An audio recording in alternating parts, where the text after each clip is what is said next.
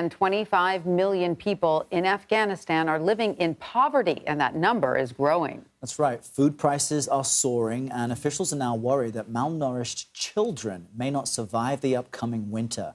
The Biden administration has frozen billions in state bank assets since the Taliban's takeover a year ago. International donors have also pulled financial support. Many Afghans say there is no food, no work, and no help in sight. CBS News foreign correspondent Imtiaz Tyab has seen this crisis up close, and he joins us now live from Kabul, the capital of Afghanistan. Imtiaz, great to see you. So estimates say 97% of Afghans will be living below the poverty level by the end of the year. Some families have resorted to selling their organs to survive. What is the Taliban doing to help the situation? Yeah, it's a staggering and frankly horrifying situation.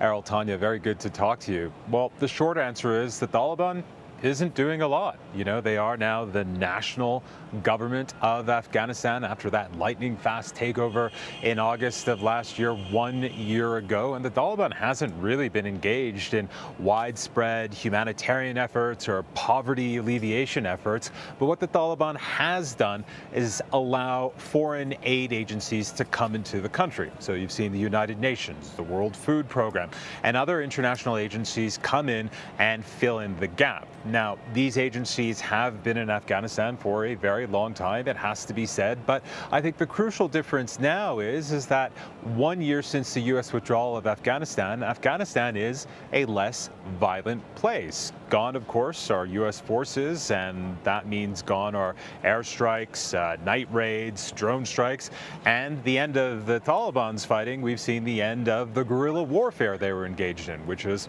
car bombs, truck bombs, suicide bombings, and the kind of violence that scarred the daily lives of so many Afghans, which means these international aid agencies can go to so many other parts of the country to help with this humanitarian catastrophe, as it's being called.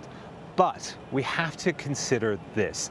The volume of support is just a fraction of what it was before the U.S. withdrawal. As you said in your introduction, around 80% of this country's economy was funded by the international community.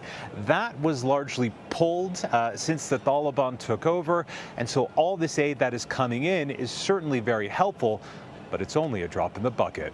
And you wonder, what is the point of less violence and more safety if you can't live and feed and provide for your family? Many of the aid organizations, Imtiaz, you referenced, themselves were shocked when the U.S. pullout took place in such a haphazard fashion.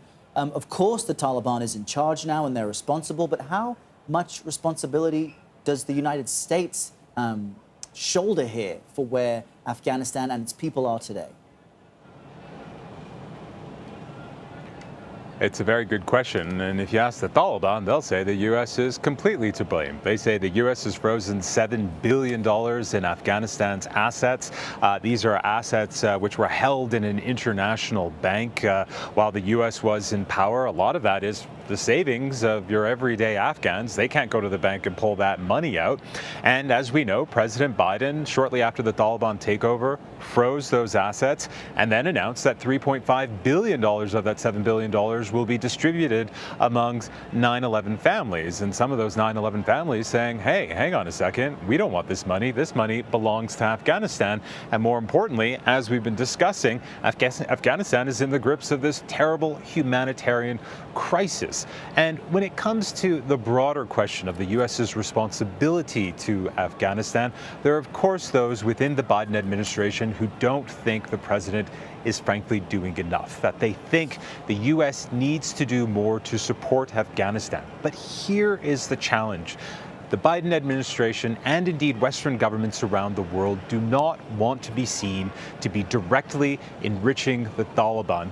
and indeed Taliban leaders, which include people who are sanctioned globally and who also have bounties on their heads through the tunes of millions of dollars. Not just the Taliban, but also the Haqqani network, which is in this government with the Taliban.